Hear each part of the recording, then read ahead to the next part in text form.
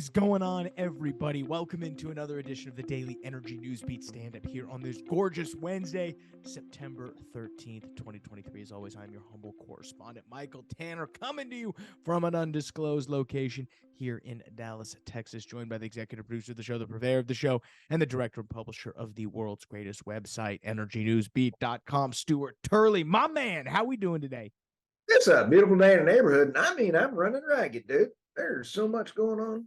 There was a lot going on. We have an absolutely banger of an episode lined up for you guys. First up on the menu, gas prices jump as Australian LNG workers begin partial strikes at key Chevron sites. Next up, top climate scientist drops bombshell, wildfires caused by World Economic Forum arsonist, not global warming. So interesting. Looks like we've got Klaus Schwab running around lighting fires. So Stu will dive into what this top climate scientist is saying. Next up, Alberta enters global lithium race with opening of first extraction pilot project. Sticking along that lithium tone, becoming home abroad. Lithium deposit found in U.S. may be amongst world's largest, according to a new study. That would be absolutely awesome. Then we will then jump over and quickly cover what's going on in the oil and gas markets. Oil did pop to above 89 today. We've settled down 88.76. We did see crude oil inventories come. Amazon does an interesting deal with an Oxy subsidiary, and then BP's got a new CEO, or will in a bit. So we will cover all that and a bag of chips, guys. But first, as always, check us out on the world's greatest website, www.energynewsbeat.com. It's where all this news and analysis comes from. Stu and the team does a great job of keeping that up to speed with everything that you need to know to stay on top of the energy business. You can hit us up and interact with the show, questions at energynewsbeat.com. You could check out our data news combo product, dashboard.energynewsbeat.com. Team is hard at work at V2. We appreciate all the efforts there. You can subscribe to the show, which is the best way to show your support. Apple Podcasts, Spotify, YouTube at Energy Newsbeat. Hit that subscribe button. If I was a 16-year-old YouTuber, I'd say smash that like button, but I will refrain from doing that and just say that's the best way to support the show. We appreciate it. Again, interact with the show, questions at energynewsbeat.com. Check out the description below. You can see all the links to the articles we're about to talk about. You can also interact with the show that way, and you'll see links on how to contact Stu and I directly. I'm out of breath though, Stu. Where do you want to begin? Hey, let's start going around the world here. Gas prices jump as Australian LNG workers begin partial strikes at key Chevron sites. Hey, Michael, part of this is also in the offshore LNG facility. Remember the one that is over $1 billion facility, and they closed it because of an electrical wire in the bathroom, whatever it was. We covered this a while ago. So you got to sit back and kind of go, there's another story that follows along with this. Members of the Offshore Alliance Group said they will stop work completely for 2 weeks starting September 14th. The start of the industrial action marks the accumulation of weeks-long discussions. What they're looking at, Japan is going to be the biggest person hurt by this, because they're the biggest buyer from Chevron's Australian plants. That's going to mean a big difference right now. Dutch front gas traded up 11%, a megawatt hour at 36.34 euros and 11.43 million per million BTU. Unbelievable what this cost. While Europe never receives fuel from Australia, but they curbed LNG shipments to Asia would raise competitive alternative cargoes. Yeah, so, I wish we could dive in more and see exactly what they were striking over, because, I'm sometimes for these strikes when you've just got a raw deal. I mean, we remember the railroad deal at the union. They didn't get any PTO time or any ability to take time off during their shifts. And so there are sometimes when you're set up in a bad system, Stu, I'm not completely against striking if you're trying to get yourself at least a basic okay deal. So I want to know a little bit more about this deal Okay. before I go ahead and condemn the strike. But you're absolutely right. Japan's about to get smoked here. I did not know that that's where they sourced the majority of their LNG. I figured it was coming from the U.S. Oh, no. Here it is. The other article I had on this today was the partial strikes include work stoppages and bans on carrying out overtime and some other duties. Members of the Offshore Alliance, a group with two key unions, say they plan. Okay, we already heard that one. Whatever those other duties are, I'm interested, because sometimes, in an article trying to get you in favor of one way is gonna, oh, yada, it's that Seinfeld episode, and yada yada yada. I ended up at my ex-boyfriend's house in the morning. This one is producer asked the Fair Work Commission to make interact. They wanted Chevron asked the bargaining group to step in. So here's Chevron with their big hammer, Thor, boom, trying to hit the smack the little guy. I agree with you. I got to hear about these World Economic Forum arsonists. Let's go on to the next one. Okay, I'm a big fan of Klaus Schwab. Yep. You're on the board of directors of the World Economic Forum. Right? I am now, and yeah, he and I got into a little bit of a tussle. I'm not eating bugs. Yeah. Top climate scientist drops a bombshell. Wildfires caused by WEF arsonist, not global warming. I thought this was not a rumor, and I'll tell you why here in a sec.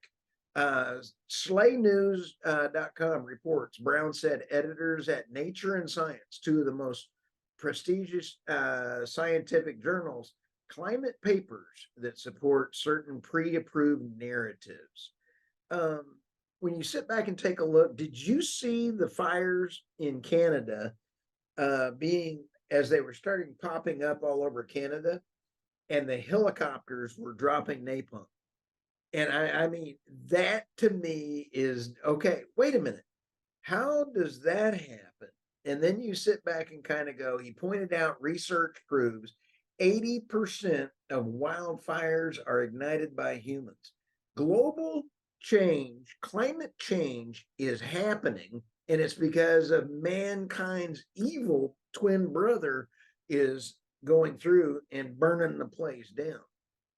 Brown admits that he has faked his own studies to get the papers published in big journals, prestigious journals. Climate warming, here's an example he gave. Climate warming increases extreme daily wildfires in California.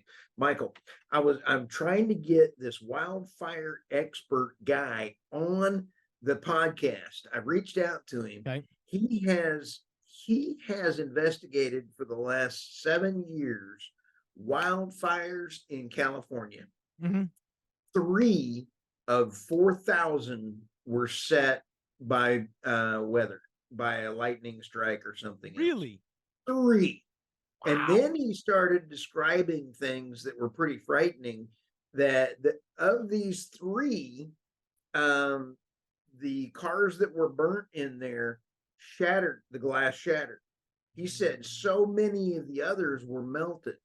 What's the difference between shattered and melted? The heat level, right? Or an explosion? Exactly. It is exactly 1,700 degrees Fahrenheit for a regular fire, and how much? 2,500 degrees for these other ones that were started by some means. Go figure that out. Yeah, I'm just I'm not. I find it interesting, one, that this guy admits to faking papers. It's also crazy. He made this other quote. I figure once you admit to faking papers, you might as well go so far as to say this. I love this quote. To put it bluntly, climate science has become less about understanding the complexities of the world and more about serving as a kind of Cassandra, urgently warning the public about the dangers of climate change. However understandable this instinct may be, it distorts a great deal of climate science research, misinforms folks, and most importantly, makes practical solutions more difficult to achieve, which is what Bjorn Lomborg has talked about, who's one of my favorite speakers on this issue. So it makes the even economic solutions look horrible because you're not a good person. That is right. Now, this is fire and fury. I've even showed this a few times over at Maui. Maui was on the 8th. This was available on the 6th. I bought it on the 10th and it showed up on my doorstep on the 11th. How in the world do you get a book about a fire in print in Amazon ready to go 2 days? And you know what's funny?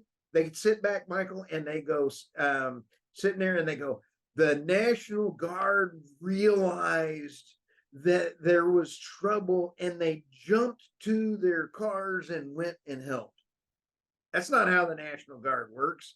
It was 2 weeks afterwards, and they have to be appointed by the governor and say, go do this. There was nothing in here. They were wrong. If you're gonna steal a time machine, get it right. Yeah. So Okay. in conclusion on that one, we hope former senior lecturer at Johns Hopkins, Patrick Brown, we appreciate his contribution. But as I mentioned, he'll probably be former senior lecturer at Johns Hopkins here soon. All right, what's next? Let's talk about lithium. Absolutely wonderful. Alberta enters global lithium race with opening first extraction pilot project. This is really cool. Without forsaking our past, the lithium industry opens up a whole new industry using our skill set. This is E&P operators, the opportunity to be a global leader and make Alberta a lithium jurisdiction is really, truly here. The cool thing about this, Michael, is that we're using E&P systems. You're pulling the lithium out of oil and gas water that you're drilling. And Mark Lancaster, who I have interviewed on our podcast before. Love me some Mark Lancaster.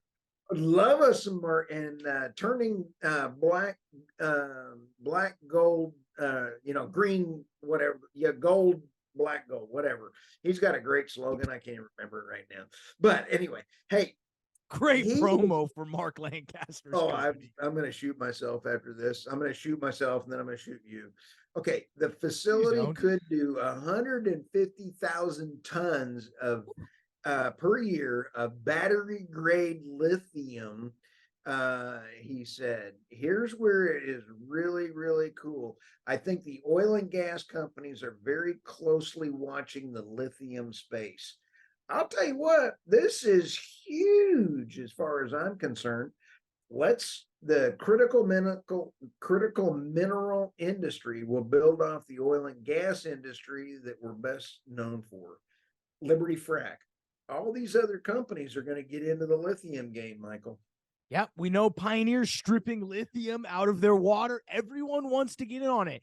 What I'm interested really is this next story, Stu. As much as I love Canada, USA, we might have the largest lithium deposit. Absolutely. This is in a extinct volcano. It exists in the McDermott caldera, a caldera 28 miles long and 22 miles wide. 20 to 40 million metric tons of lithium, a figure that would dwarf deposits in Chile and Australia. Wow. This is amazing. It's just this is obviously worthy of exploration. Definitely not worth changing anybody's midterm plan yet. Here's the question is, who owns this? So much like, somebody's got to own it, right? Someone must have been dealt the reserves. So who owns this caldera? It's along the Nevada-Oregon border, which is the world's largest. Now, here's the problem, Michael. We need lithium now. We need lithium badly, and this won't be ready for 10 years. 15. Okay, if we can't get a nuclear, even after permitting, it takes another 10 years to get a mine rolling.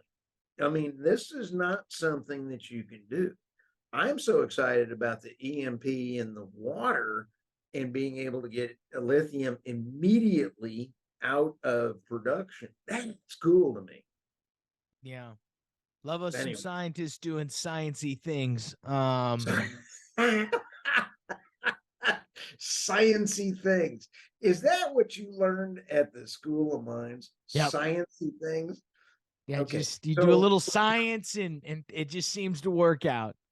was your finance degree in financy? Yeah, Finance? it was being financy. Financy. Mm-hmm. It was it was easy. You got anything else in the news? Nah, just we're gonna have a lot of fun. Yeah, that we will. We'll quickly cover what happened in the markets today. S&P dropped about a half a percentage point. Nasdaq tumbles 1.1 percentage points off the back of Apple releasing the iPhone 15. Stu, they're moving to the USB-C. Thoughts on that? Absolutely about time. That 12 years too late, or was it 2012 when they first came out with the Lightning port? Did you see? I mean, we'll get into oil first, but did you see they came out with an adapter from Lightning to USB-C?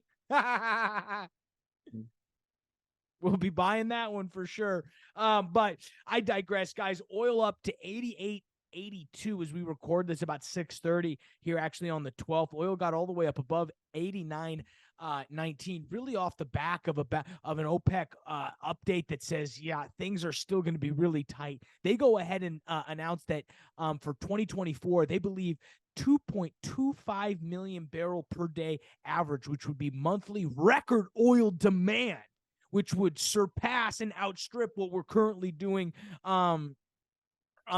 today. And that's a 2.2 million barrel rise in oil and gas demand, not necessarily the total. You know, to give you guys an idea, the IEA has about global oil demand sit at about 99.2 million barrels per day in 2022. They expect it to rise to 101 million barrels per day in 2023 and 102.3 in 2024. So that OPEC number probably is going to fall in that 102, 103 range, which is going to be above the guidance that the IEA. You know, we love us some OPEC analysts. Of course, they're going to be bullish. I'm sure our Goldman Sachs friends are helping out the analysis there. Hey, Michael, Another real reason quick, we saw oil. the IEA also came out with a report saying that it was just absolutely hilarious that peak oil, I said peaker, Was peak 2 years oil, ago? yeah, but it's going to come in 4 years. Yeah, I'll take the over on that one. And we're betting that. Betcha. With 20 on the over. We also saw the the API. They came out and dropped their forecast of the EIA's weekly crude oil reserve stock portfolio. They think and estimate that stocks will rise by 1.1 million barrels. We saw that yesterday, or as we're recording this today at 2 p.m.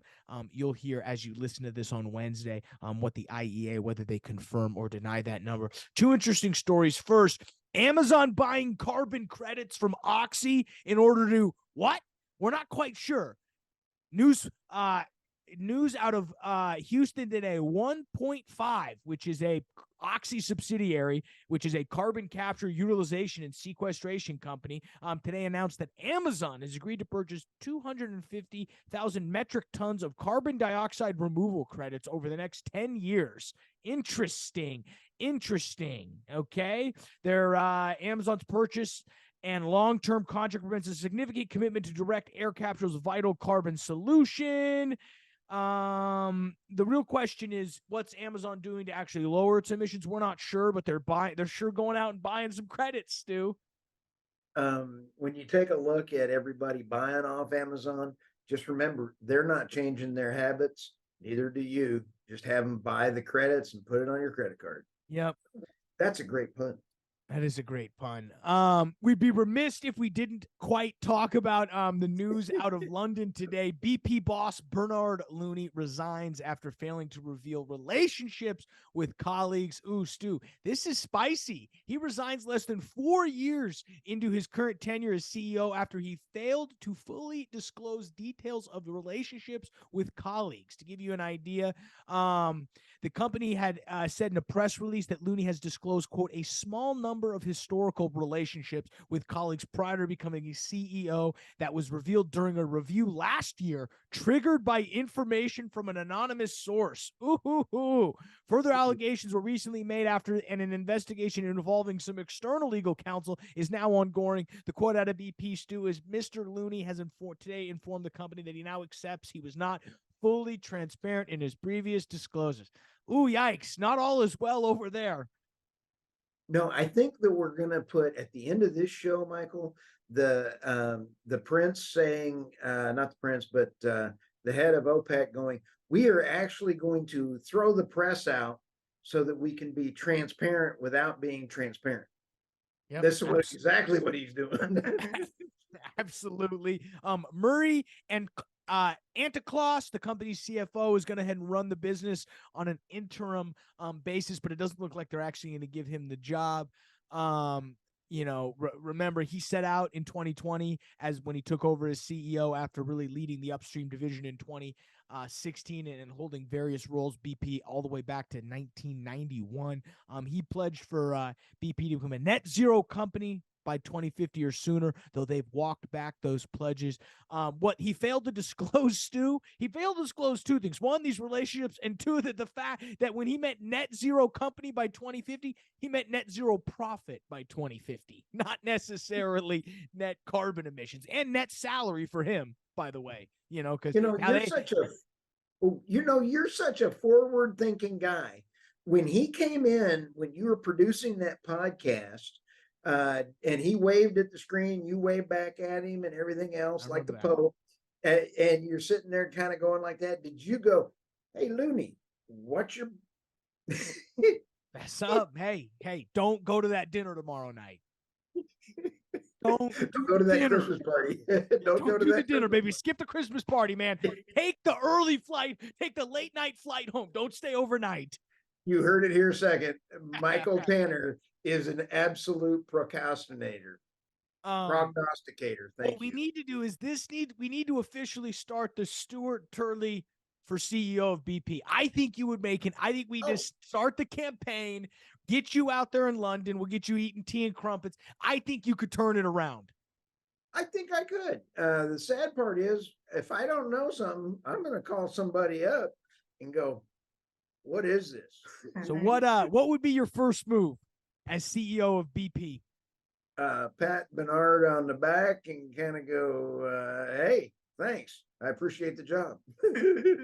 Thanks for giving me a low bar to step over. Oh, no kidding. What else you got? Oh, no. My first job would be to actually try to emulate the great American oil and gas companies trying to deliver a profit without having to go too far off the green edge like lemmings.